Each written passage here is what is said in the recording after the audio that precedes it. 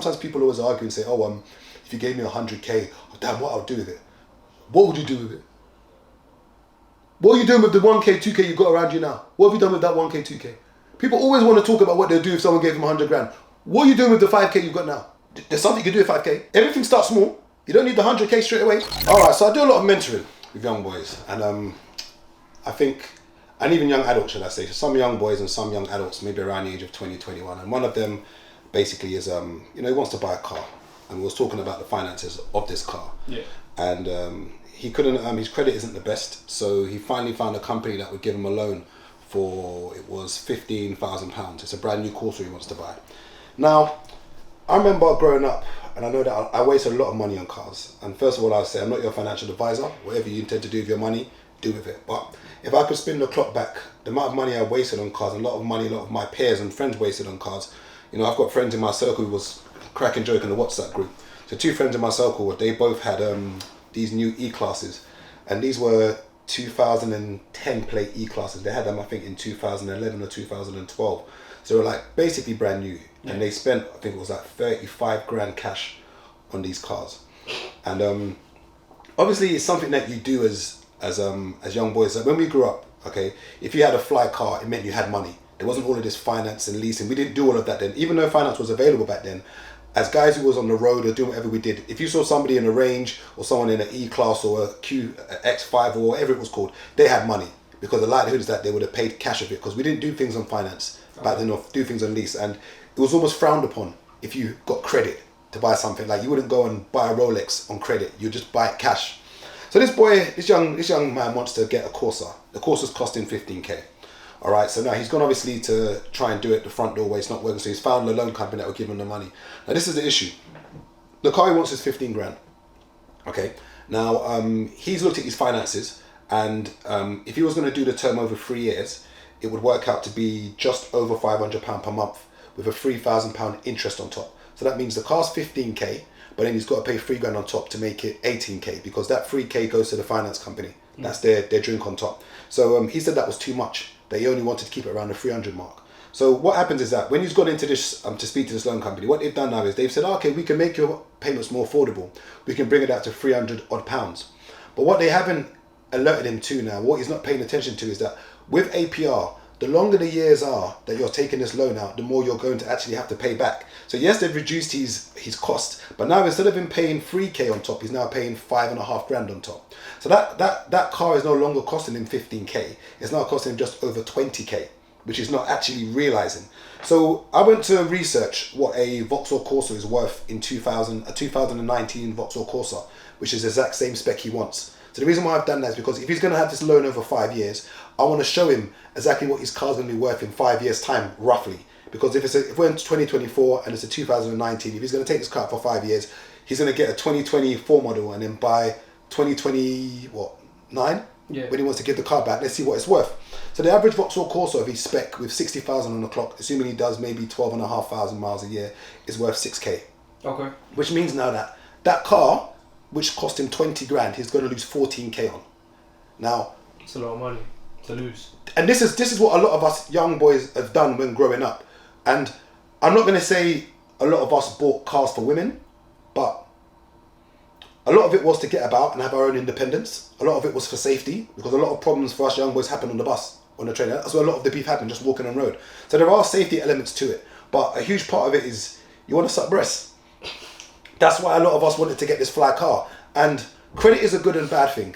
And I always say that there's no such, like, not all debt is bad debt. So for instance, you might go and, like, I've taken out loans to open businesses. So that's a debt on my head. But I've seen this as a good debt, because this debt is going to accumulate me money and bring me money back.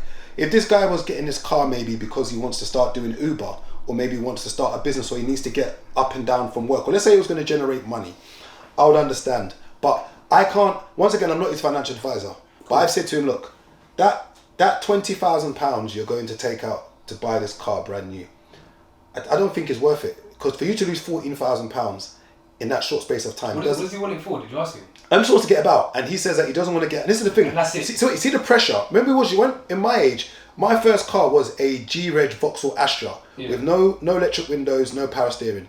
And that was in 2001. So I can't remember what year G-Reg Astra is, but it was an old car. It was a banger. And back then you could, like, I was flexing. Because just the fact that I was driving was a flex enough. Now, it's not enough for you just to be driving at 17, 18, 19. You've got to have a brand new car.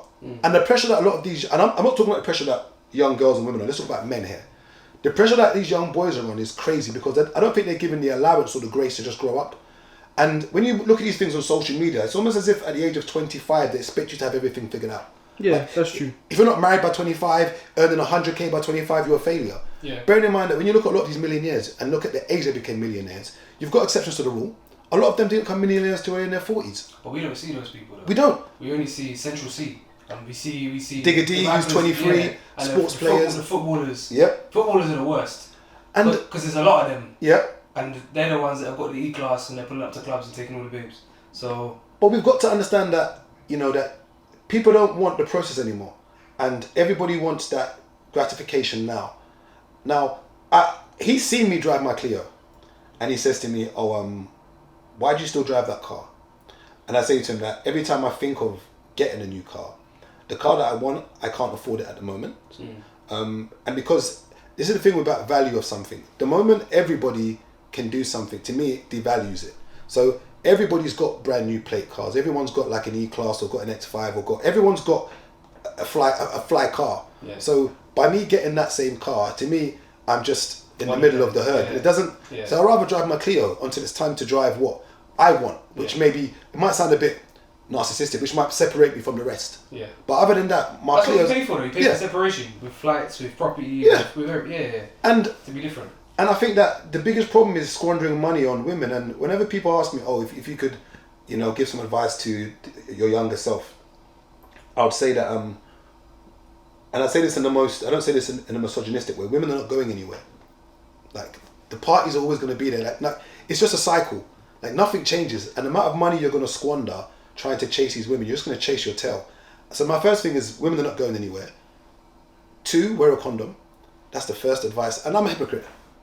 I'm going to say it like I'm going to say it, but if you're asking me what I would say is definitely wear a condom. That's probably your best tool in this life to avoid you getting in a situation that you can't get yourself out of. I'm not even talking about unwanted children. I'm talking about STDs. And then thinking about the future, a lot of us don't have delayed gratification anymore. Like, we want it now. And I think one of the biggest problems is that this young boy he's 20 going on 21. He's going to take out a £20,000 debt to drive a car. And I'm saying to him, you've got about 3-4 grand to your name. Not that I'm advising him to go and use that 3-4 grand to buy a car. No, but if you really need to get about, and getting about is your point, go and get a car for two grand. Go and get a banger. Drive it around. To go and lose 14k in 5 years, and remember, that's going to be his biggest purchase. And most of our biggest purchases in our life is probably what?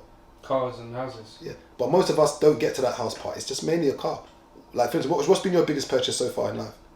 I don't think I've bought anything. I'm quite sensible with money, so I don't think I've bought anything. You drive? Crazy. Yeah, I drive. Yeah. And are you paying that off? Yeah, my fees are low. Like. Okay, but it's bad. If you accumulate that over time, that's probably the most expensive thing I bought is on cars. It's a car. But my first car was a 2002 Corsa. Okay. Corsa. And what year was that in? Huh? What year was that? Did you buy the car in?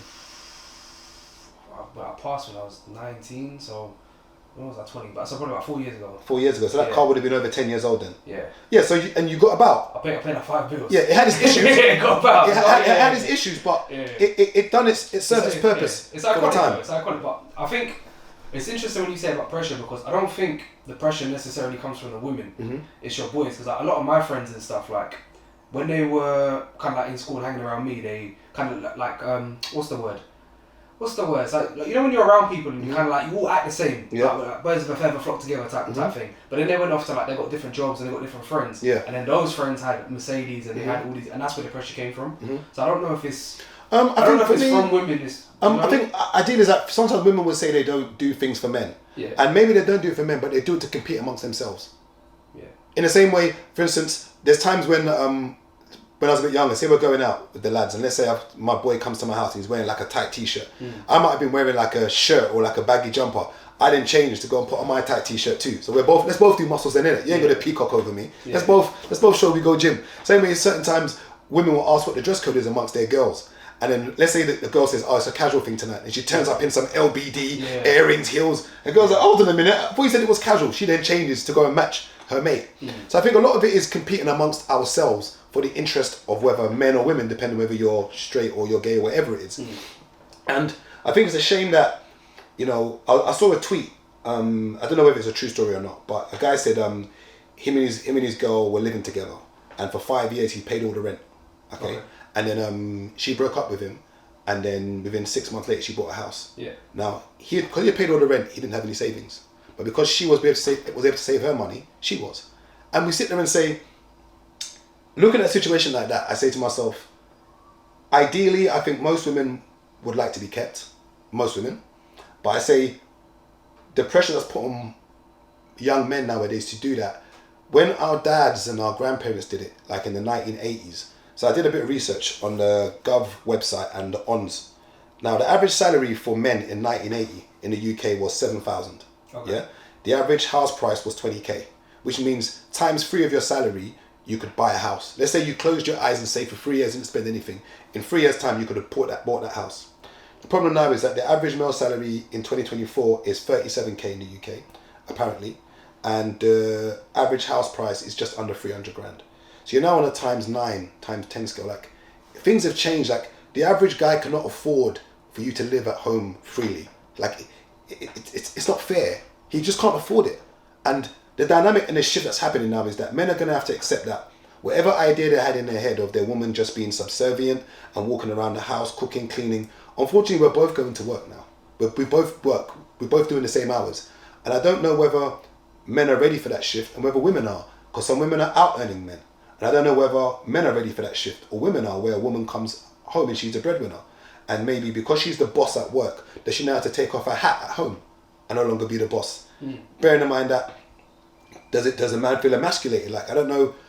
I sit there and say, let's look at a scenario. Let's say, for instance, let's say you're the average man. Let's say you're earning the average salary in the UK. And let's say you decided to move out. And let's say, for instance, your rent is maybe, I don't know, let's call it, you're in a 1 bed. She's living with you. Let's say your rent is $1,250. Okay. So I'm on about 36. Yeah, so let's just assume that's half your salary. Yeah. The rent. Yeah. Now, in an ideal situation, you'd want her to just contribute. Yeah. Yeah. But you got to think about it that if you're living in a 1 bed flat at $1,250, you calculate your electric bills, gas. Let's say everything comes up to $1,800 in the home.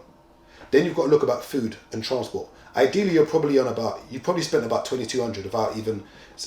You look at what you spend now. Bear in mind you're at home with your mum. Yeah. Just now, let's add £1,800 to that now. Yeah, it's peak. it's peak. You're literally on a rabbit hole, on hamster wheel. Yeah. I can't not work. If I don't work, my savings are gone. And that's what the average male salary is. Yeah, because we look at social media, we think that everyone's living this fantastic life. No. When you sit down to the nitty gritty, I know it depends about your circle. Because one could argue that, you know, there's sometimes somebody might say 100k salary, that's light, that's nothing. That's to their circle. Maybe they're not looking outside of the bubble. So in their circle, that's light work. Like, I've got friends who are maybe on 200 grand a year. So if they was on 100k, they would probably fall down and bang their head. In the same way, someone said that if Bill Gates woke up with Oprah's money, he would probably jump off a cliff. Do you get, like, everything is relative. It's relative to how it goes. Now, is it fair for any person to be in a situation and live with somebody and think they can just live there? Like that guy, I don't know if it was a real tweet or not, but he claims that they lived together for 5 years. She saved the money and bought a house, and he didn't because he was paying everything. And some women, a lot of women see this as fine. Yeah. And I don't know whether or not us men can deal with that dynamic. People talk about, you know, and I like to always refer things back to money, because I think a lot of the issues we have and a lot of stress we have in our life, it rolls around finances. We go to work. We're bought for 40 hours a week. Yeah. Do you think it's more expensive to be a man in today's by far. Yeah. By far. And it's because of what we're spending. Like, when you look at what your salary is and look at how much is going towards your rent. Yeah. Just look at what goes towards your rent. For most people, half their salary is gone just on rent. If you're earning 40k a year, you take away your NI, this and that, you're probably left with about 2.5, 2.4. So if you calculate half of that, so to have a 1 bed in zone 5 is about 12.50. That's just on rent. Half of your salary is gone on rent. And it wasn't like this back in the day. Half your salary wasn't cut on your rent. Things are so expensive, but we can continue arguing about how expensive life is here. What are we going to do? and you've got two choices. You either reduce your spending, or you increase your earnings. You've got there's no other thing we can do here. And I would say that money management is more important than increasing your earnings. The first thing you've got now to is manage your money. So whenever I'm talking to young boys, learn how to manage your money, be disciplined, you know. And this same young boy again, when I was breaking down his finances and I was looking through his statements, I started seeing a lot of restaurants. And I said, what's all this? He goes, I want to go out with girls. I said, we calculated. This guy's spending about between 300 and 350 pound a month on. It's a bad investment. It's a bad, because these are women that aren't going to be around for very long. He spends, I mean, I calculate it's about $4,000. He spends about $4,000 a year on dating, like taking women out. It's like, yeah, but guys are meant to spend, like, I can't expect her to pay. I'm like, and see all this, when you break that, when you look at this and you think, I'm not saying that the reason why women are buying houses is because they get to save money. I'm not saying that's the reason, because some women are just very disciplined. But when you look at the setup generally, not all guys are spending, but I'm looking at this 21-year-old who's, you know, wanted to go and get a car, because generally at that age, it's fine if women live at home. It's fine if women don't drive. But it's not probably fine if a guy lives at home. Probably not fine if a guy doesn't drive. And once again, there are exceptions to the rule. But look at what this brother's spending. He's spending £300 a month. And once again, he could go to the museum, go to the walk on the plaza, like you can walk on the pier, you can say that you don't need to spend on dates, which you generally don't, because it's about getting to know each other. But in this society, in this place we're in, once again, you shouldn't let peer pressure get you. But unfortunately, at 2021, it will. It happened to all of us. He's spunking about £300 a month. Yeah, it's a waste. It's a massive waste. But I don't. What do you tell him? Once again, I said to him, I'm not your financial advisor, but we've all, and sometimes we have to go through it to understand it. And I've gone through it. You know, I've gone through that era where, you know, and the funny thing is that if you have to peacock and do so much to get this woman's attention and have to break your back financially, I wonder how much of that interest is genuine and how much of it is. It's not. You're paying for it. You might as well go to the beat house and pay £40. Yeah, and I think that's what it is. You're indirectly paying for cheap. And it's hard because, you know, I'm at a point now where, you know, I'm halfway through it. They say the average man in the UK dies at 82, 83. I'm almost halfway there. I've done half of my time already, and I'm sitting there now, and all that's in my head now is, I don't want to be 60 and be that man outside the bookies. Do you feel old mentally? I'll tell you when I feel old is when I go on holiday and maybe I'm at the beach or by the pool and I'm seeing young boys at the poolside and they're doing hey, and I'm sitting there like rotted, like I'm in the same, should I be here? Yeah. Or will I go to like a rave which is not, or a bar or a club which is not over 30s? It's not like a rave that says over 30s, and I'm in there and I'm like, like man's uncle, like what am I doing here? That's when I feel old. Okay. Sometimes it takes me about 10 seconds to get out of bed. Like I've got to motivate myself. My joints and my elbows and my knees are not working to its best. Sometimes you've got to spray a bit of WD-40. So that's when I feel old. Or when I'm relatively fit, so I can jog for a good, say, 20 minutes and I'm fine. So I would say I'm all right, but I think I'm now focusing more on retirement now. At this is my age now, and people are like, bro, that's a long way away. The way these times are creeping up, before I know it, I'm going to be 65. So how do you plan for retirement? So I went to Ghana 2 weeks ago. So and it's a beautiful business these developers have. So what these developers do, and I can't talk for all of them, what these developers do is this. They will get the land and then they will then advertise to sell these apartments to you off plan. Okay. So what they do now is you've got to pay. So in Ghana, I can only talk about the project that I'm on right now. So in Ghana, they would have got. You're involved in So I'm not involved in the actual. I'm not part of the developers, but I'm buying a unit in the development. Yeah. So how it works is this now. They'll buy the land, and what they'll do is they'll set up a brochure, a PDF, and they'll advertise to sell these different units, these apartments off plan to you. So what they do now, you've got maybe, so with this one here, I had to put down a reservation fee, which basically says I'm interested, it holds the plot. Then I've got to put basically 25% of the value of the apartment, and then I've got to pay in increments. So 25% I've got to put down. That's like whatever amount it is for that apartment. Then over the 3 years while this apartment's being built, I then got to pay this off. Now this is why there's such a brilliant business model. They're going to use your money to build the apartments. Okay. They're not using their money. They've got the land. Yeah. But each apartment they're selling, they're taking your money. They then do the next part of the build. And then once they've done that, we're on the second stage, phase 2. They get more of the money. So they're using your money to build the apartments they're going to sell you. See that business model? Brilliant. Now you might argue and say, why are you going to Ghana? I don't intend to retire in this country. And one thing I need to make sure is that last, if everything fails, I can sleep somewhere and just eat boiled egg. If everything fails, I'll go to Ghana, I'll sleep in my apartment, I'll just eat boiled egg. Because there's nothing more, a lot of our parents, especially those who came into this country in a very, very bandulu way, they were working on other people's NI numbers. Some of our parents don't have any NI contributions, they've got no pensions. Some of them don't have no state pension.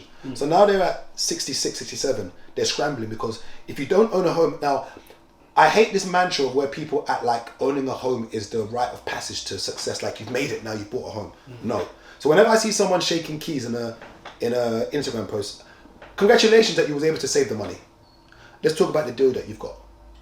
Let's talk about what you paid for the flat.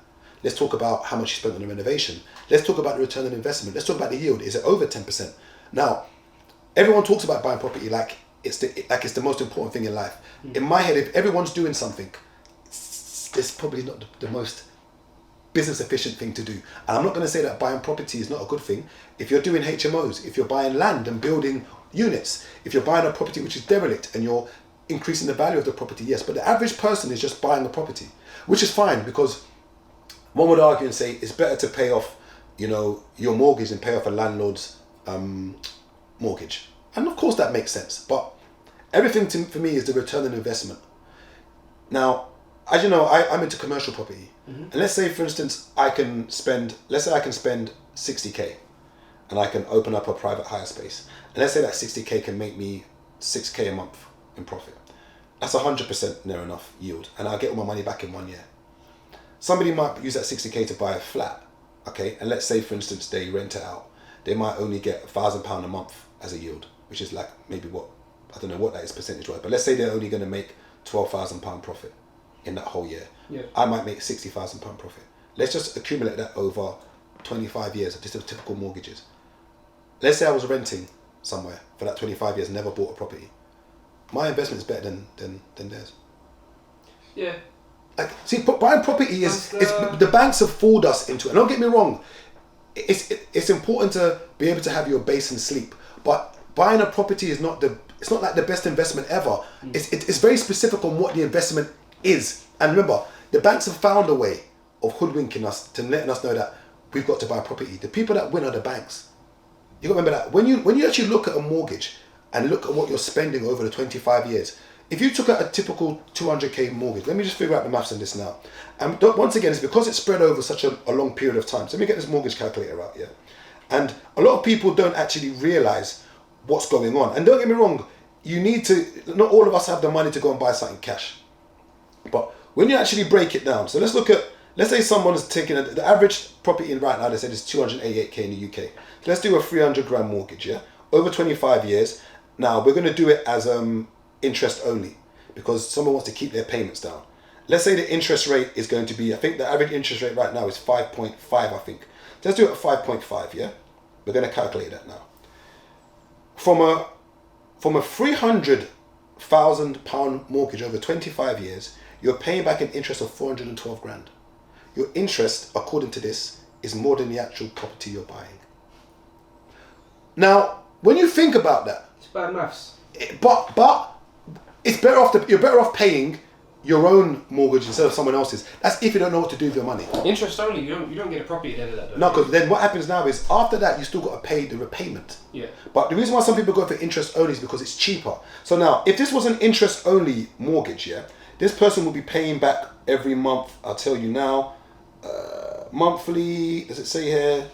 In a monthly, assuming your interest rate stays the same at the 5.5, they'll pay back £1,375 a month from that. Now, if we made this now repayment, so it's gone from 1.3, is if it's interest only.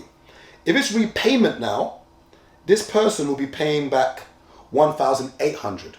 Okay. But then their interest now is only 252. Is their interest now? So, but because people sometimes their affordability, when they go for the interest only, they're being stung. But a lot of people don't. The maths behind buying a property, a lot of people don't understand. That's why I don't own a residential property. I own commercial. Because for me, the ROI on the commercial is a lot more than the residential. Don't get me wrong. Some people have figured out the residential. So I've got mates who in Slough who buy land and they build up.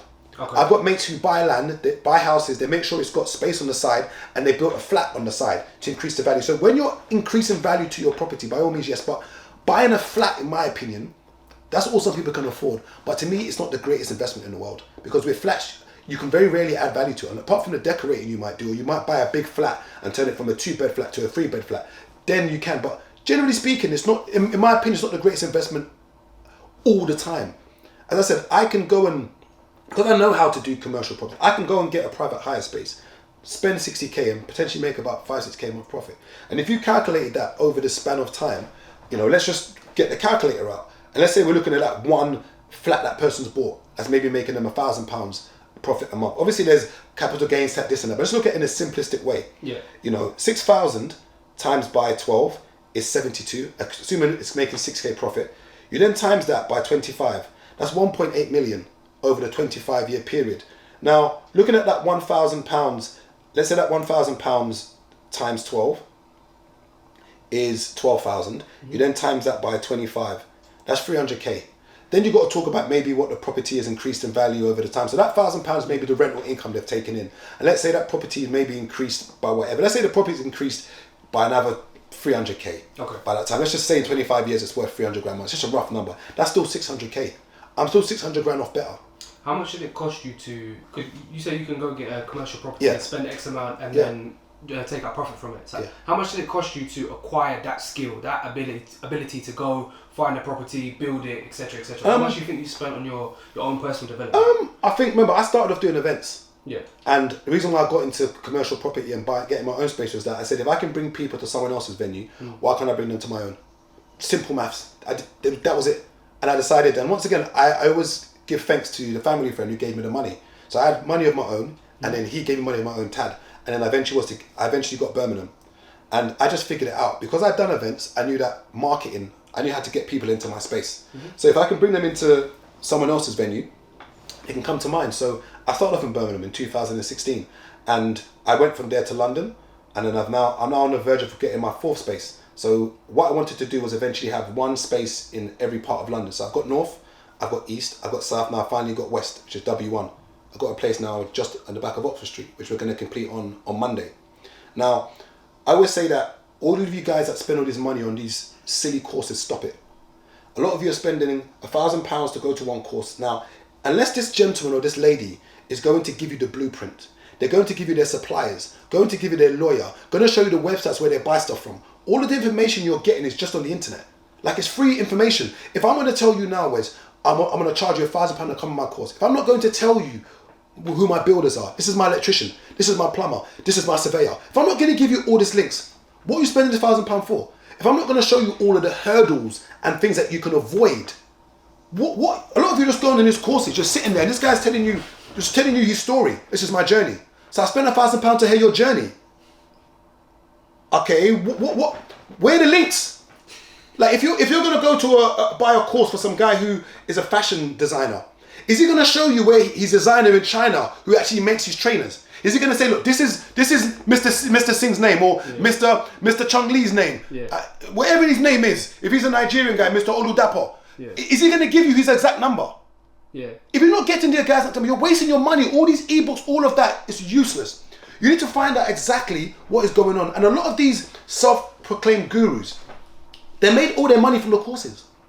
They didn't make the money from the actual business model they're telling you about. So let's say someone is a property developer. Some of these guys have bought one or two, maybe didn't make a lot of money, but because they've marketed themselves well, they're now selling you that course. Ask them to show you their books. What have you actually made from this? What have you made? Because a lot of these guys have made the money off the courses. They've realized that hope is the best seller. The biggest selling books in this world are self-help books. Number 1 being the Bible. Like, everyone is dying for hope. And because we're in a situation right now, everyone is desperate. So there's a lot of cloned pages of me on TikTok, Twitter, and Instagram. And some people have come to me and confessed they've been scammed by these cloned pages. I'm like, I've never talked about crypto. I've never, on my page, you've never seen me discuss telling you about stocks or shares. I've never told you that's what I do. Yeah. But these fraudulent guys have DM'd these people and said, look, I'm into this, I'm into that. And I say this for free. No stranger is, let me say, no, you might have an exception. But genuinely speaking, no stranger is going to come and find you and give you money. No, if most guys who are really making this money has not got time for all of this. Okay, look at Dean Forbes, prime example. Is he out there selling courses? No. And I know I'm talking about one particular guy. A lot of these guys don't have the time. They're making their money. How you doing? Hey man, I like you, buddy. Send me £5,000 and I guarantee you, man, I'll make you back 10 grand back on your 5K. He doesn't know you. Why does he want you out of everybody to make you money? So how do you navigate that then? How do you so taking it back to your example of the young boy that's got the 4 grand. Let's say he wants to put this into something that's going to get him some sort of return on his investment, and he's seeing all these courses online and people are propagating saying, "I'm going to make you this money." Where does he go? Where does he put his time? Where does he put his money? Okay, I would always say self-development, spending money on yourself is the first thing. There are accredited courses you can go on. Okay. Accredited ones. So let's say, for instance, you want to become a project manager, you want to become an accountant. There are accredited courses that you can go on, and the more than likely, someone who is aggressively trying to sell to you is probably going to scam you. And I keep telling you, save your money, do your research on all of these brothers or women who are trying to sell you courses. The likelihood is no stranger wants you to win. It's very rare. And for someone who's telling you that, I can guarantee you, it's that guarantee. Nothing's guaranteed. Even if I tell you now, bring me 80 bags, let's open up a private hire space. And I tell you, I guarantee you're making money. There's no guarantee. Yeah. Like, that's just how it goes in life, in business. Even when I went to Ghana to go and put the money down for these apartments, people were being skeptical, like, oh, but bro, how do you know, like, what's the guarantee? I said, there's no guarantee. They built other apartments, and I've seen them. Physically, I've walked in there and seen them, but this project might go bust. I don't know. Do you feel like because I like to say, when money doesn't affect your life, it's kind of like a game. In a way, It is a game. If you've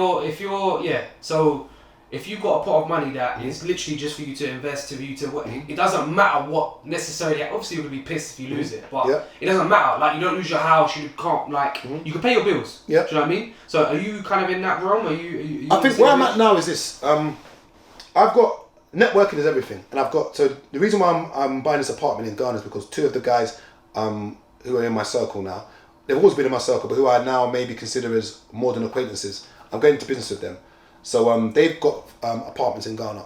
Now, I asked them why they did that. They said obviously to diversify their income, and they said last, if anything goes to fail, I'll go and sleep there. And where I'm at this point now is that there's nothing worse than me being in my 60s and not having a place that I can rest my head. You know, for me to fall, and I'm not saying that I'm anticipating falling off, but for me to fall off, I know that I'm scratching, or I'm that 65-year-old depending on my kids to fund me. There's nothing wrong with that, but I don't want to be that and I don't use the word burden lightly. I don't want to be that burden to anybody. I know it sounds bad because you're like, oh, can you do to your family, Bridget?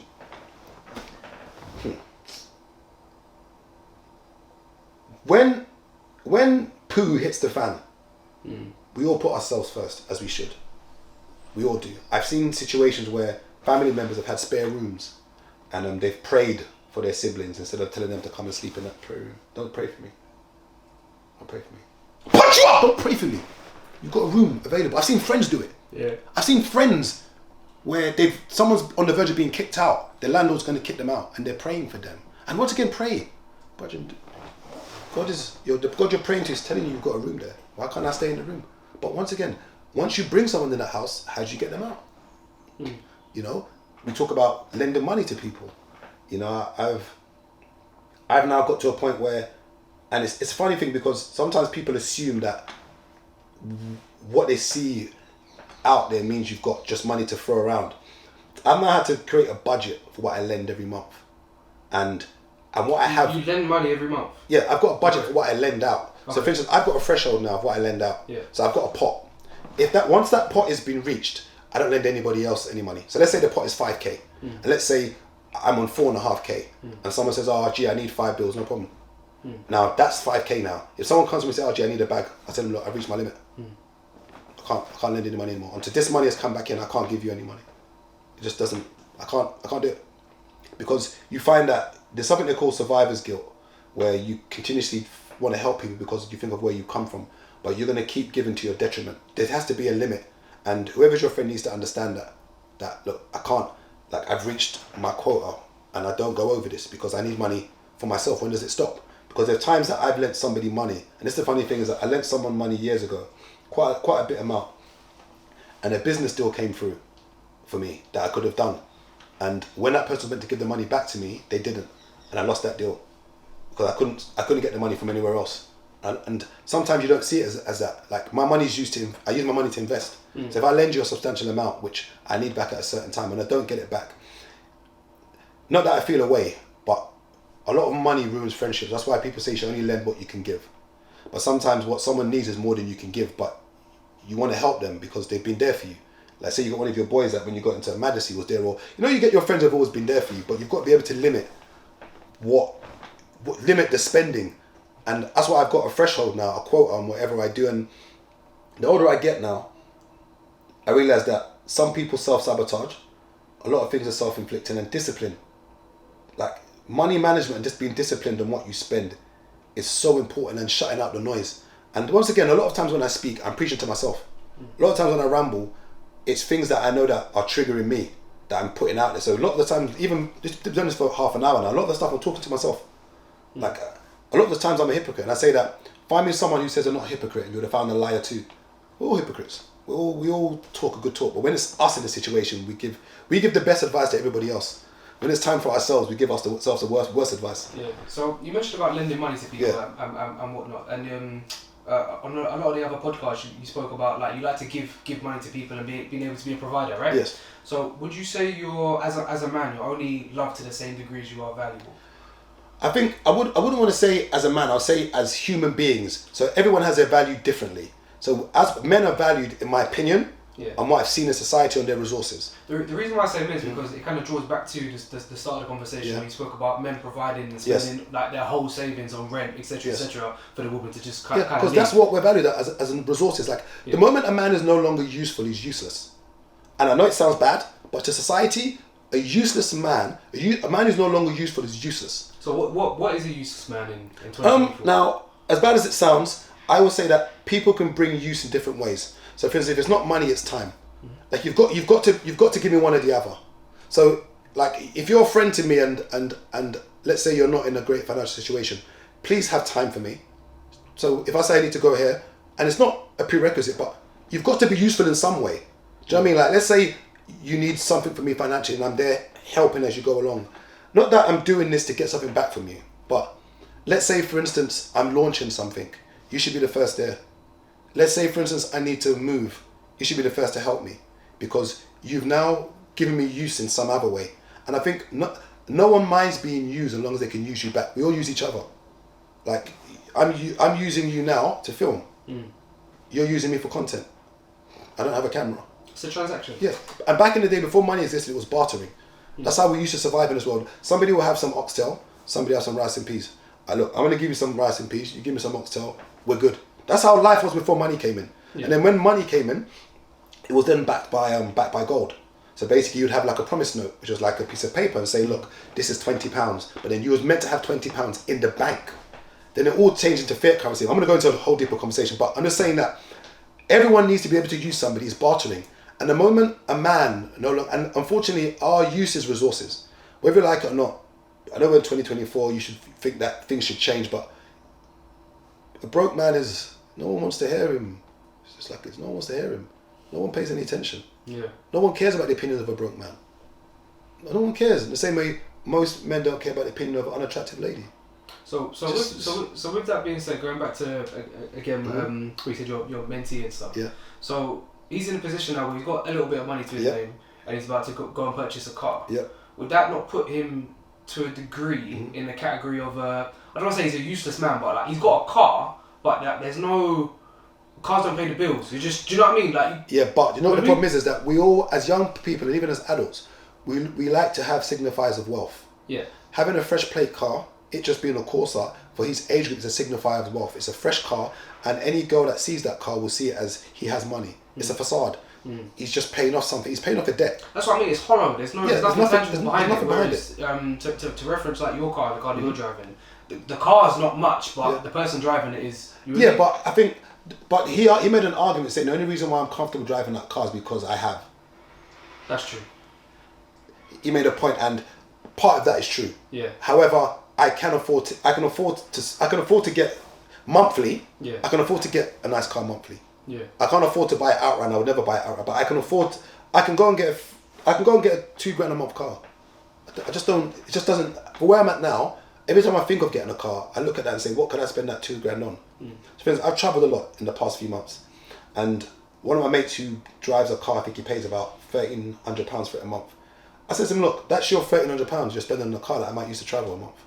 Like we've all got our things in different ways. I'd rather go on a plane and go on holiday for a few days. So that's what you value. So what do you value in life? Like if you had to my time. So your time being number one. There's nothing. My time is the first. Obviously, we can do the cliche thing, family, friend. Cool. Like, obviously, they're the most important things. I'm saying selfish, Gabriel. Gabriel just thinking about time. his life. So time. your time, what else? Traveling. Time. Time. All I want is my time, and that's why I'm trying to accumulate money to buy my time back. Okay. All I want is my time back. Success to me is freedom. That's success to me. Is freedom to be able to not say do whatever you want, but within reason. I don't clock in or clock out. I'm disciplined to an extent, but buying my time back. Like I've worked for we've all worked for years, but I'm not saying I've worked more than the average man, but I've done more than the average hours. They say the average full-time hours is what, 37.5 to 40 hours. I've done double of that weekly for a good time, and I'm now trying to buy my time back. And I say that everyone should know what load they can carry. Everyone needs to know what they can handle and what they can manage. Being self-employed is not for everybody, and I hate that mantra where everyone keeps saying just leave your job, you're making your boss money. As I said, and I would like to use Dean Ford for example. He's working in an office. He's worked for somebody. He clearly makes more money than me. He has a 9 to 5. I know there's exceptions to the rule. You might say the average 9 to 5er is not, but you don't need to be self-employed. Obviously, we need entrepreneurs to create businesses for the private sector. Of course we do, because it's entrepreneurs who create all of these jobs. Like when I'm opening a new space, it's giving somebody a job. It's upgrading someone here to leave a spot for someone else to come in. But the problem now is that a lot of these lower paid jobs now are being taken away. So technology is great. When you can walk into Tesco's and you can see 15 self-service checkouts, remember that's technically 15 people who may have lost a job on the low end scale. Whereas they may have created jobs in the tech department for those to create the tech, but we need these lower paid jobs for the younger lot to have work. But now you're finding adults my age, nothing wrong with it, are doing these jobs. So where did the younger lot? For a very long time. Yeah, where do you find the younger lot now? Like, I shouldn't be, and I'm trying to pick my words carefully here. There needs to be, like, there's a cycle to everything. Like when we was younger, we did the McDonald's, we did the Tesco's. We finally maybe became a supervisor, manager. But unfortunately, and I don't say this in a demeaning way, there are now adults, grown adults, who are now doing those jobs that the younger lot should be doing. So where do the younger lot fit in now? Do you understand what I mean? Like there needs, but as technology comes in, unless maybe these younger guys are maybe going to be tech savvy, but the reality is that when we talk about IQ, some people unfortunately are just going to stack shelves. That's just their level of IQ. Some people are just not as smart as other people. Some people don't, and I always say that networking is probably the smartest tool you can ever have. Just going out there and meeting people. Well, I like to think that you don't need to be the most intelligent person to make money. You don't. You just need to be. I'll give you an example. I read a book the other day and it was saying that let's say you're in the ocean. Yeah. You don't need to be the fastest swimmer. No. To save yourself, you just need to be faster than the slowest person. Yeah. And that's survival. It's just life. Survival of the fittest. You don't need to be the smartest person. Yeah. Maybe just need to be smarter than I don't use the word the dumbest person, but smarter than the most unintelligent person in the room. And networking and being a people pleaser, just people liking you, is enough to make you catapult. Like I've got staff that I pay. There's one staff in particular called David. I like him a lot. I went into Nando's and he was the one that was serving me when I got to the entrance. I saw how he was manoeuvring him. I took a liking to him, Nigerian boy. He works for me now and I pay him very well.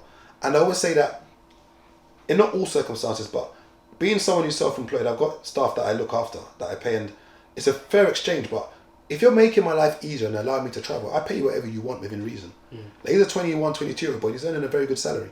And I dash him money here and there just to say thank you and to appreciate his hard work. And if you're in a workplace right now, you're not being appreciated, within reason, leave. Make sure you find yourself another job. And we always use time as an argument of why we don't want to do something. You know, sometimes somebody doesn't want to study a degree or a course because they say, it's going to take 3 years. Whether you take this course or not, 3 years is going to elapse regardless. Yeah. And we need to improve our skills. I'm always learning. Like people, like you need to always continue sharpening your iron. And do not use time as the reason why you're not going to study something. Because whether you like it or not, 2027 is going to come. So whether you decide you don't want to do that course or not, time is going to elapse. And what people don't realize is this. If you stay in this position here right now, yes, you've stayed in the same position, but if I've gone past you, you've moved backwards. You've stayed there, you haven't moved from there, but if I've gone past you, you've moved backwards. It's like an inflation. What you were doing isn't worth the same. You move backwards. Yeah. Whether you like it or not, you've stayed in the same place, cool, because you're comfortable, but you've moved backwards because I've gone so far past you. And when we talk about growth and people changing, you know, it's only lonely at the top when you don't bring your people in. And I always say that, be of some use. We always see celebrities and people say, oh, look at their friends, how come you've not brought their friend in? If your friend is, say, maybe Meek Mills, or let's say your friend is some celebrity like Will Smith, you know that day in, day out, they walk around with security. Day in, day out, they get a chauffeur. Why not start a chauffeur company? Create something in there that needs a need. Business is all about creating a need. And seeing a need and creating something that facilitates that need. For sure. And I do agree with you. Obviously, like you've been in business and been in the business field, I'm sure you've got the eye for other businesses that other people could do. So let's say, for example, you've got commercial spaces. You might walk up one day and be like, oh, my windows are dirty. Someone should start a window cleaning business and I would hire them. So you've got the eye for it. You've got the fire for it. Not everyone has that. But when you're around people, with resources, not saying that you're around them to try and take money from them, but if I'm a celebrity and you know that every day I walk around with security, go and get your close protection badge. You can see he's paying someone $250 a day to walk around him. Just walk around him every day. Go and learn close protection. Be around them and get paid. Like there's so many ways to make money off your friends who are making money. You know that I've got private hire spaces. Go and learn how to do balloons. Go learn how to do decor. So that anytime someone's hiring my space, I put you in the email. Oh, we've got our in-house decorator who we recommend, who's insured by our premises. You start throwing in buzzwords. Who's insured to do this and that on our premises. Almost any person who uses my premises will use you if you're good. Like, find a way to slot into this celebrity or this person who's got money's life. Start a chauffeur company. Like, do something where you can extract money from this person legitimately. So there's not a problem. Like, be of use. A lot of times, the friends around you are asking and saying, oh, my man's doing this, my man. What use are you? You've got to be of some use. And you can't just expect, like, I was watching another pod today where Chunks, Philly, was it called? Yeah, Philly. He was talking about basically how when he first started making money, you know, he would fly business and he would fly his friend's business and he would do this and do that. And I'm like, that's good to an extent if you can afford to do it. But why not create money that can allow them to fly business with you? And I'm always about, and not all friends are useful. Sometimes people are brought in their friends and they've messed things up. And there's nothing more important to me than the reputation of my name. So I'm very mindful who I bring into business because you ain't going to mess up my good name when it comes to business. There's not one person in here that can say I've shaken them for money. I've paid everybody. Anyone who's ever worked for me, done work for me or whatever, I've always paid them. My name for business, no one can say I've shaken them. Like, I paid my leases on time, the freeholds on time, everything's paid on time. None of my staff for the past, I've since 2016, we're now in 2024, that's what, 8 years? No, that's not 8 years. It's 8 years, yeah. No one can say I've never paid them. All my staff has been paid on time and what they've been due to be paid. Everyone. I don't play about with that because my integrity for business is very important. Someone made a very important thing the other day and said,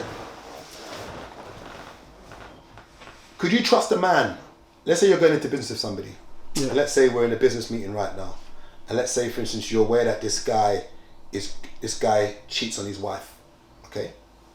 Would you go into business with that guy? A guy that lies to his wife? Because my thing is, how far does integrity go? Can a man who is disloyal to his wife and lies to his wife and cheats on his wife basically, is it two separate things? Can you trust me if... I think it's two separate things because there's men that don't cheat on their barber but they cheat on their wife.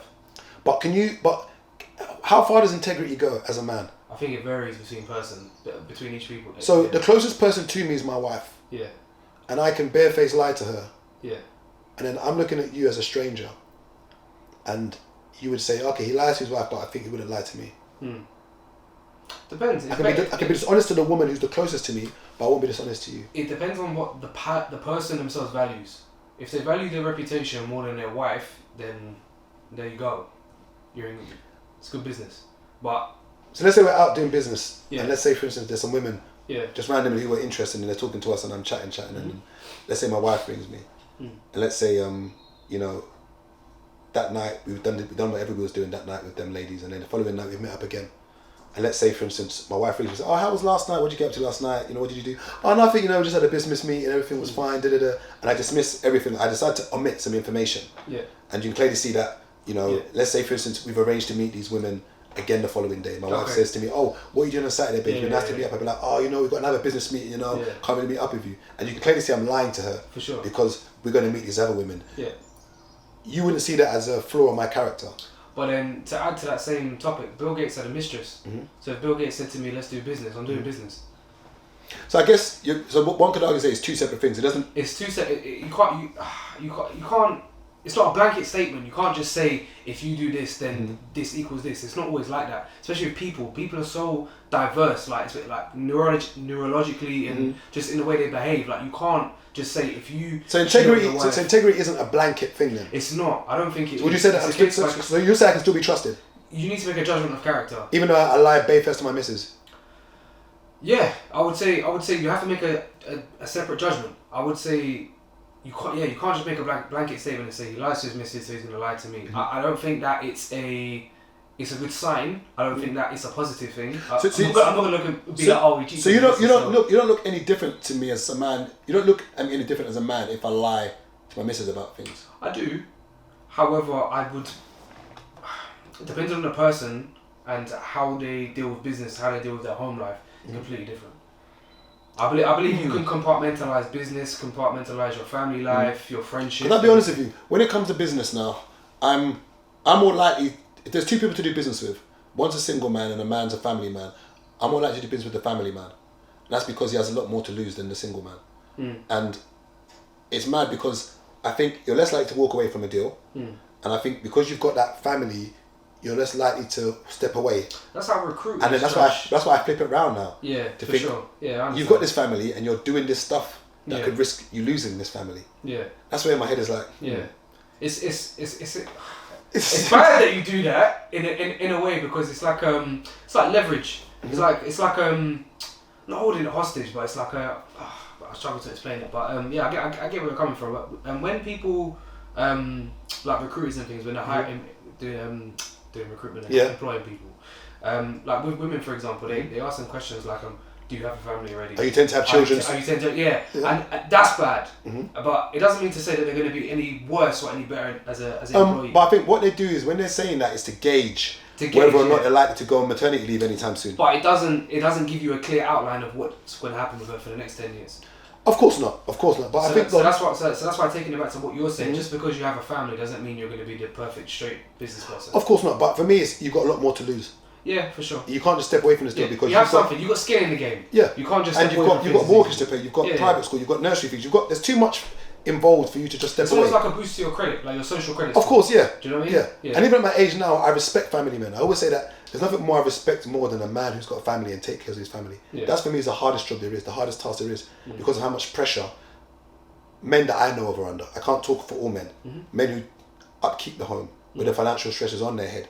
Where their missus might be giving them the runaround, where their kids are giving them stress. And I think that to me is the height and pinnacle of a man, is someone who can take care of their family. Obviously there are exceptions to the rule, and I think the older I get, I think peace, my time and peace is what I pay attention to more, and I just hope that a lot of the young boys who watch this pod can understand that, this thing is not a sprint, and at this age now, you need to make all your mistakes before you get to my age. And I think there is no cut-off point to making mistakes, but stay at home as long as you can. And then when you are at home, contribute to the household. Because I think it's unfair to live at your mum or dad's house or in a family house, knowing that maybe your mum is struggling, your dad is struggling, and not contribute. Because once you've got that full-time job, or you're, and I'm going to contradict myself, because if you're at university and you're staying at home with your parents, it would be nice that your parents could afford to pay for everything in the house, because you shouldn't have some of us did 2 or 3 jobs while studying uni, while being at uni, and it was hard, but if your parents can afford to not make you pay anything whilst you're at home, it would be nice if you did contribute and they saved that money for you. So a lot of times parents will say, oh, just give me the money, I will save it for you when you can get older, and then that money didn't come anywhere, you couldn't find it. But it would be nice to contribute to the house. And I always say, should you know, I don't think contributing to the household should be a demand.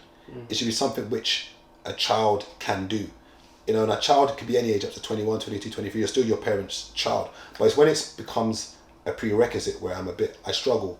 You know, there are some parents who, you know, may demand £650, £700 a month because they've literally gone on Rightmove and said, look, this room in this sports court is going for 700. I can get 700. You're a tenant now. You're not really. And this is the problem is that changes. you can't make me. And if I'm going to be a tenant, don't give me a curfew. Yeah. So I always make a point of saying that I got kicked out when I was 21.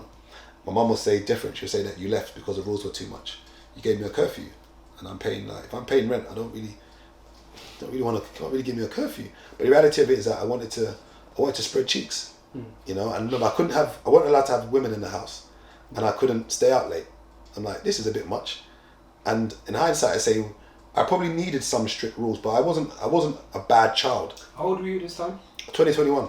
Okay, so at what point does so I would say you're a young adult at that point. Yeah. So at what point do you kind of make that transition as a man where you are a man, where you're just an adult, where you're I don't want to say fully accountable, but if you get where I'm coming from, where you're just like you're your own person. I would say. Is it when you move out? Is it when you hit a certain age? Is it when you make a certain amount of money?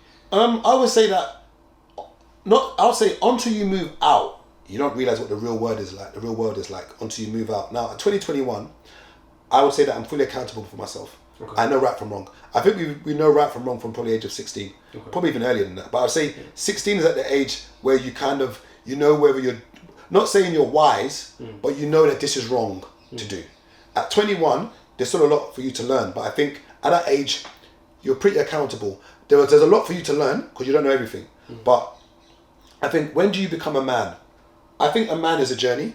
I don't think you ever stop becoming a man. But there's definitely. I would look at you and say you're a man. Do you know what I mean? Like you're. Why? Obviously, I'm an adult. We say the arbitrary age of 18. I'm an adult. I'm a man. Yeah, of course, legally, but not everyone at the age of 18 is the same. I tell you funny, I'm still a child, you know. In some ways. I'm not saying my mum's child. I'm still a child inside. Yeah. I just have to be more disciplined and not do childish things. But I'm a child. Okay. And I think everyone is I think we suppress what we really want to do sometimes. Yeah. You know, like, you know, you might go to a party or a club and want to actually dance, but you remember you're 40, bro. But you want to dance. So there's a lot of things we want to do, but we have to check ourselves because of our age. I don't think we mature, but I don't think we ever grow up. Like I'm still a kid, and I'm always going to be a kid. I might not be a kid in front of you, and I always say that you're the real person when you're at home by yourself. I'm a nerd at home. Okay. Like, I'll be playing music, come out the shower, dance like a prick. Yeah. I was like I won't do it in front of my friends. Yeah. I might do little stupid dances when I'm at home. Like I do stupid stuff at home. Yeah. Because I'm still like I don't think we ever grow up. We just get bills. We realise we've got to be more serious. Like we just got more responsibilities. I don't think we grow up. We just have more responsibilities. Like you grow up and you finally get at your mum's or your dad's house and you're like, rah, I better turn these lights off. Like, you know, something falls out the fridge, you kick it under the fridge, you're like, oh shit, no one's gonna clear this up. You remember that, you gotta take it up. Like you open the fridge one day and realise food doesn't cook itself. Yeah. That's what becoming an adult is adulting. You realise that you've got a dilemma. Let's say if you own the property yourself. Yeah. Your boiler stopped working, the heating in your car stopped working. At the same time, what do we fix first? Adulting is no one prepares you to be an adult. And it's tough. So when you say, am I a man? What is a man? I think a man is when... What is a man? Apart from saying you're 18. We'll say what is a good man? What is a good man? What does it mean to be a good man? I think to be a good man is when your word is your word. Okay. I think that's what I think what a man is. And I always make a point of mentioning my friend Prince. Yeah. If someone says to me, you know, I don't know his relationship inside his marriage, but from what I know, Prince is, if that's one guy that I can say I can always rely on is Prince. His word is his word. And every single person around Prince will tell you that his word is his word. And I think that is the pinnacle of being a man, that you're trusted. You know, one could say that should be an adult. No. Let's just focus on a man. The fact that if you say, oh, Gabriel, I need you to do this for me, you know that Gabriel doesn't flake. If he can't do it, he says no. There's nothing more for me to know that I can rely on you. And I think when people talk about women not submitting right now, there's all this conversation about women and men. We're always clashing each other like the Montagues and Capulets. Yeah. And I think the key thing is, can this woman rely on you? I think, do you know that when, like when my girl said to me one time, she said, I like being around you because I don't have to think. Like I've heard that one. Do you know what that is to just be around someone and just not have to worry about anything? I don't. No, do I? I don't. But that is the pinnacle of what it says to be a man. People don't want to have to worry about anything. Yeah. Like when my dad passed away 2020, I had to hold it up and just act like everything was okay. Because the moment I show I'm worried, everyone else does. And that for me is what the height of being a man is, where people can just rely on you. So would you say you're at the peak, like in terms of, you say like people look at you for almost like reassurance and confirmation, and you're the provider and whatnot. Like, are you at the peak of that mountain? Is there anyone above you where you can be like, do you know what? I've got role models. I've got people like the funny thing is that somebody will watch this and say, I'm probably envy my position. Yeah. I've got close friends around me that I don't use the word envy, but it motivates me. Like I'm around some very wealthy people. Yeah. And some might look at me and be like, rah, geez. Yeah. I'm like, what I'm seeing people do, I'm like rotted. And it's spurring me on to, like, it's energizing me. Like, you've got to be around, like, I can't emphasize how important your circle is, because you can only see through your circle. You can't see past them. Like, back in the day, like, if someone said to me, oh, you know, I don't know, that you might be able to do something. Because I can't see my circle doing it, people around me, I say it's out of my reach. Yeah. Now there's people around me doing mad things. When I'm hearing the numbers, I'm like, you're just where I'm from. You're a Nigerian boy. Are these people visible though? Like to Yes. to the outside person? Yes. Okay. So for instance, I'm visible to you. Yeah. So even if you're not visible to the friends that I've got, I'm a clear example of something that's going on right now in front of you. That, not saying you want to attain or be like me. No, don't be like me. No, but remember, I've got my skeletons. Of course. And I always make a point of saying I'm not a role model. But at surface level, I tell people what I see, because I'm not going to know about what gets swept under the rug. I promise you that every person you're looking up to has got their skeletons. They're a fragment of excrement. And people say, oh, don't talk about yourself like that, brother. No, business. I am not a role model. What you see here looks great. Yeah. But trust me, I've got skeletons in my closet. Yeah. I just talk a good game, articulate myself well, and I like to think I've never touched a woman inappropriately. No one can say, like all of the heinous crimes, you can't put them on my neck. Like never beat up a woman, not domestically violent, never sexually assaulted a woman, never all of those raped a woman, all of those stuff. No one can come out of the woodworks and say it about me. I've got other stuff. Do you know what I mean? Yeah. I've got other stuff. So if you're looking at me on a business level, I'm a very good mentor, very good role model for business, because you know I've taken a hand out and I've made it work, and I'm making it work. You know, so on that point of view, yes, I try to be that representation that you don't need to do the road. You know, and don't get me wrong, sometimes that is the path. And remember, technically, I've done dodgy stuff to make money in the past. Yeah, for sure. I make a point of saying that, but I think that's important, because I think a lot of business owners and things, they just suddenly pop up with this pot of cash, and then they talk, do you know what I mean? And I think that's a problem, because it's disingenuous. They don't think about it at all. But I'll say now, in 2024, there's no reason for you to do crime. I repeat. You see this supercomputer in our hand? Yeah. Do you know what this, bro? Do you know how? And I don't want to say how easy it is, bro. Everything's in the palm of your hand. Like, there's so much ways to make money now. Like, you don't, to risk your freedom making money. You know, to go and do that illegally and risk your freedom. I don't know, man. I call this a supercomputer. I was talking to a lady the other day on the internet, and she was like, "This literally is the world is in your hand." Yeah. Like, and don't get me wrong, not all of us have, because a lot of us have only seen sports entertainment and drugs and fraud. And don't get me wrong, there's a reason for that though. Because, like, for example, I didn't know about like project management and stuff until I was around you lots, and there's a lot of jobs like that. Like, for example, with Ken, if you remember Ken, like trucking business. There's nowhere I can go online and see there's a trucking business. Do you know what I mean? And people are making money from it. He says he's got a mil cash liquid. That's crazy. Yeah. Like, I know because he was here talking about it. It's possible. It's possible, and there's so much representation now, and I say representation is key.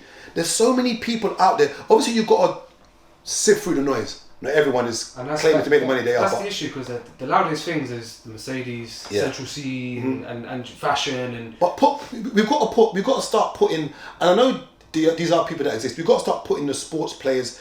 These are very. I don't want to say put them aside because they're part of the community. So I don't want to say that. But it's very niche and it's a very minute. It's but they're people in business. Don't get me wrong. Being a rapper is a business. Yeah. It's a talent which you use to make money. So I'm not going to. They are businessmen too. Yeah. But there are other avenues. There are people doing e-commerce, people doing dropshipping, people doing copywriting. There's so many. There's so many different ways to make money now on the internet. There's like, crime is lucrative. I'm not going to sit here and become some preacher because I've done crime, and I say the only difference between me and another person is I didn't get caught and I knew when to stop, and a lot of people didn't know when to stop, so they've gone to jail, they've done what etc. And the saddest thing is that I won't say saddest. One of my family friends, he went to jail for one of the honey trap murders. Went to jail for it. So he done I think just done over like 12, 13 years.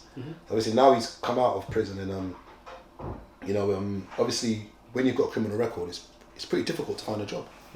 And this is the part which I struggle with, is that if someone's gone to jail and done their time, should there be a marker on their name? If I've done my time, should I be penalised? Because what happens is that the cycle starts again. You've gone to jail for, let's say you've gone to jail for murder. Yeah. And let's say, you've come out now. You've done your sentence. You're now applying for jobs. They ask you, have you had a conviction before? You say, yeah. Yeah. They ask you what it was. You say, this is what I've done. Now, if I keep getting knocked back for jobs, not saying crime is the next angle, because once again, there are so many other ways you can make money. But if your circle is crime, what happens then? And I always make a point of saying that when I grew up, the guy that my sister was seeing at the time, he was into cars. And I saw the cars. It was like a Golf GTI back in the day. Like that was the main car back in the day. Like Golf GTI was the car. He had one. And he taught me about going to auction and buying and selling cars. That was my avenue into making money, because I saw him doing it. Now, if he was a drug dealer or a fraudster, that's what I would have done. Like that would have been the method. And unfortunately, it's who we're around inspires us. If your friends are in a circle where they're committing crime and you come out of prison, there's not a likelihood that you're going to continue committing a crime when you don't get a job. And it's, let's say someone has committed a crime. Should an employer be privy to know that they've committed a crime? I think so. I think it's important. Then that's it. Then you're not going to employ them. So then the cycle starts again. And if you can't figure out, if you ain't got people in your circle who can maybe point you in the right direction in regards to maybe making money from your phone legally, what happens then? Getting rid of the whole concept of the market doesn't remove the consequence of doing the crime. I think this is the thing, is that what should prison be for? Prison should be for rehabilitation. Yeah. And for me, it shouldn't be. Part of it should be a punishment. It should be a bit of a punishment. Like, you've done something wrong, we're going to take you outside of society because you're a detriment to society or detriment to people. Yeah. Now that this person has done their time, I've now come out. I want to be a change man. I now can't find a job. We can all talk about being self-employed. Not all of us have the tenacity or the gumption or the brain to be self-employed. So what now? Or discipline. Or discipline. So what now? So we could talk about him getting his CS card, maybe CCS card to maybe be a plumber, electrician. If that firm finds out, maybe. So maybe the only thing that these guys can do is maybe learn a trade, because then you could be self-employed and you don't need to disclose your crime that you've done. But it's a shame when someone wants to change, has done a crime when they were 16, 17, and they're now applying for jobs and just getting pushed back. And people don't talk a lot about that whole rejection, even when it comes to applying for jobs. I remember when I was young, I used to hand out so many CVs, didn't get the job. People don't talk about that kickback, constantly trying to make something work and it doesn't happen. One day there needs to be a story about, even footballers and musicians who, when they were maybe 16. So I've got a friend who's got a son who lives in America, who basically was on the verge of becoming a basketball player, and he didn't make it. As in, it didn't work out for him, and he's in a position now where he's almost lost his identity, because all he ever thought he was going to be was a basketball player. Some of us, for instance, I thought I was going to be a footballer, and I can talk about me personally. And when I got injured, and it wasn't going to happen, I stopped watching football. Yeah, I couldn't watch football anymore. It made me sad and upset. I'm looking at a screen saying that I should be there, and people don't talk about that trauma of when you think you're going to be something and all your identity is based around it. It doesn't happen. And it's hard, especially when growing up you feel that the only way out is that. Some of us felt the only way out was football or basketball or being a rapper. A lot of the time that's what's pushed to you though. That's what you see. Because you don't see about, like, for example, I don't know, you see everyone that does the cliche stuff, so like doctor, engineer, but you don't see like project management was something I didn't know about. But then, like I said, with Ken and his trucking company, you'll have a cleaning company. You can make money doing anything. Absolutely anything. But once again, representation. You see, representation. That's why I make a point of trying to do as many videos as possible. Not saying that once again, I'm not a role model, but I want these young boys to see that there is another way. There is someone out there who looks just like me, who's come from where I've come from, who is doing this. And that's why I implore that all of you guys who are entrepreneurs, all of you guys who are working in 9 to 5, who are in STEM jobs, STEM fields, all of you guys who are doing something for yourself. I know you don't want to put yourself out there, but stop. All you people that gatekeep, stop gatekeeping. Like, it's very important that you open the same door that was open for you. Let other people through. It's so important to give as much information as possible to the younger lot so that they can figure it out. And that's why, with all you guys who are selling courses, please make sure you're not gatekeeping while you're selling these courses. Open the door for people so that they can step through. It's so important that, I try as much to mentor as much people as I can, to give them a helping hand to say, look, this is the way you can do it. Because without these doors opening, representation is everything. That's why I say that when I go to Atlanta, it's so refreshing because there are so many black people in positions of power. It's like a black mecca. When you get through the airport, it's full of black people. You go into these shops full of black people. Most of these restaurants, black owned. And it's so encouraging because when you see someone like yourself doing something, it encourages you to, like, hold on a minute. If Oladapo, if Kunle Benji can do this, I can too. But growing up, I didn't see black doctors. I didn't see many black restaurant owners. When I opened a restaurant in Birmingham, the amount of ones that opened off the back of mine opening it, because people were like, hold on, this black boy from London has come here and he's opened the restaurant and people are coming to it. What? Yes, you can do it. You might not do it as good as I did, but you can do it. And my only thing right now is you can do it. Find the lane or angle that you are good in and do it. Why did you choose hospitality and restaurants and stuff? What made you... Because generally speaking, people like me. I'm a likable person, generally speaking. Sometimes I rub people up the wrong way, but I can bring people together. And see, with business, your business is nothing about marketing. If you know how to get people together, be the middleman. There's money in being the middleman. Tag Venue do not own the venues that they market. They're making money. Shubs.com does not own the events that it puts on there, nor does Ticketmaster. Booking.com does not own the hotels. A mortgage broker does not own the mortgage companies. He's the middleman between the client and the person that wants the money. He gets his 1%, 2% fee. In this life, I'm not going to sit here and say you don't need money to make money. You do need some form of money to make money. Like when people say, oh, you don't need money to buy a property. You're going to have to pay the solicitor fees. You're going to have to pay the mortgage. You need to pay something. But the moment you can create a network, attention is currency. I repeat, attention. People are on social media right now trying to garner attention to do what?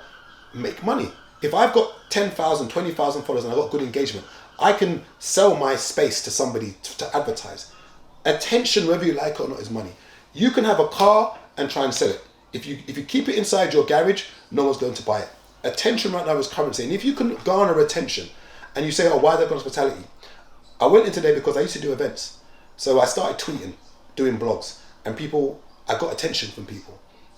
And I said, rah, I've got a lot of followers here. Let me put on an event and see people come. They came. I said, well, let me do another event. They came. I said, let me write a book. I wrote a book, they bought it. I said, rah. You wrote a book? I wrote a book. Yeah. What's the book called? I'm not going to say. No, what's the book? It was in Waterstones. It's on in Amazon Waterstones? and that. Yeah, I wrote a book in 2012. Is it Game of Thrones? I'm not saying anything. It's Game of Thrones. I'm not saying anything. Those who know me from back in the day know I wrote a book. Amazon? I wrote a book. No way. I swear down. And what? I'm not saying it. But those who know me 12 years ago know I wrote a book. Like, I used to do events. Like, a lot of the stuff that, and I don't say this to brag, a lot of the stuff that's happening now, I've done this years ago, but I didn't continue. Yeah. So remember, like, the whole On Topic radio show. So when you talk about doing debating nights, I did that years ago. I did nights where men and women came and they argued. I was probably one of the first to do it on a bigger scale. I did it. You talk about doing dating events. I did that. You talk about blogging. I did that. Writing a book. I did that. A radio show. I used to have one on Twitter. It used to trend in the UK every Sunday. On topic talk show. I started it with Keith, and then Keith went to Australia. Then I carried it on with Marvin. So all of this kind of podcast, I've done it years ago. I didn't continue, or maybe I started it too early. When it comes to web series, Dirty Games Men Play, I did that years ago. but I didn't carry on. So I've done a lot of stuff. I put my hands in everything. I've tried everything. I'm a trier, and no one can ever say I've not tried.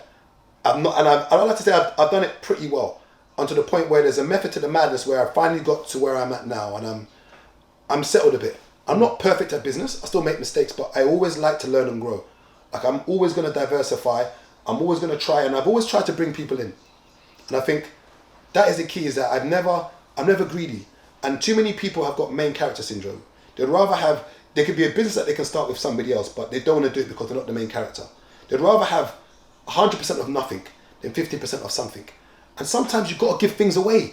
And I was researching the other day, with Apple, apparently Steve Jobs only earned it was a small percentage that he earned of Apple. Let me even Google it now, what his share in Apple was. It was so small. Let me find it now. Steve Jobs Apple share. So Jobs owned 11% of Apple when the company went public in 1980. And I think when he passed away, it was something small that he owned. Remember that was only 10%.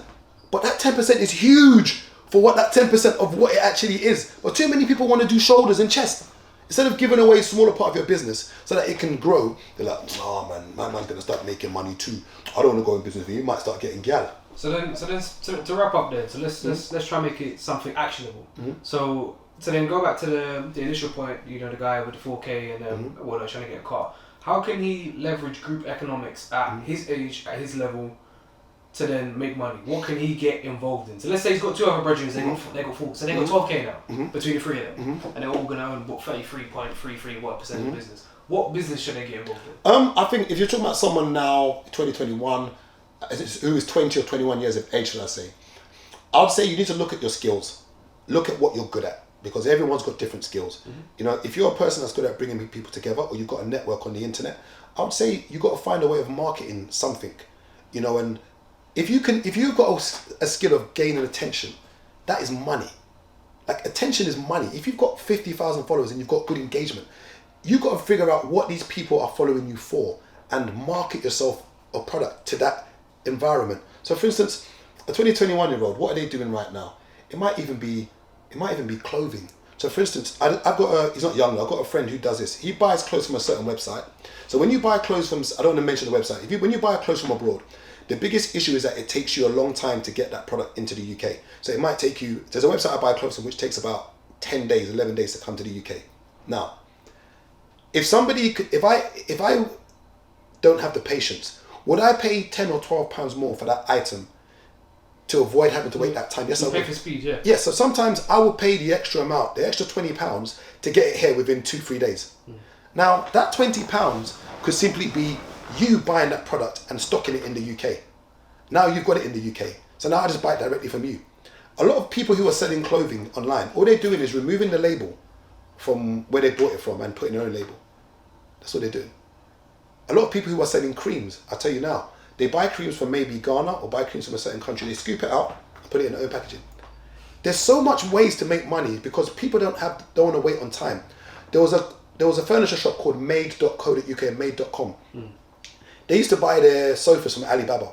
So a lot of these sofa shops. For real? So okay, you see a lot of these sofa shops like DFS, a lot of these places. Why do you think they give you a lead time of 2 months for your sofa? I don't know. I could probably go order it. They order it from China. Oh, so they drop shit? They order it from China. Because they have showrooms. Yes, but if the sofas were in this UK right now, why does it take 2 months for the sofa to get to you, or 6 weeks? If the warehouse is in Scotland, it doesn't take 6 weeks for a sofa to get from Scotland. No, that makes sense. They order it from China. Yeah. They bought a certain amount and put it in their showroom. Why is it 6 weeks or 2 months? Because they're ordering it from China. And this is the thing about labour. When we claim that we care about people, for you to be able to get something so cheap and it's being made somewhere else, how much are they earning there? Nothing. But this is business. So you don't need to actually physically own things now. And don't get me wrong, there are complications in dropshipping. But a lot of these warehouses or these showrooms that sell you sofas, it's taking you 6 weeks, 2 months to get it because they're ordering it. They've taken your money. Thank you. Same with that apartments in Ghana. Taking your money. Now I'm going to use your money to buy the product, which I'm probably getting it, I don't know, 80% cheaper than I'm selling it to you for. That's business. It's just creating a field and knowing that there's a need for something and facilitating that need. So if I was those guys, someone who's 2021, you got to somehow garner attention. The key is garnering attention. That's anything when it comes to sales. Being able to make money, you've got to garner attention. You look at Rapman. You know, he started off doing rapping at first. So first of all, people don't know that Rapman was actually an actor.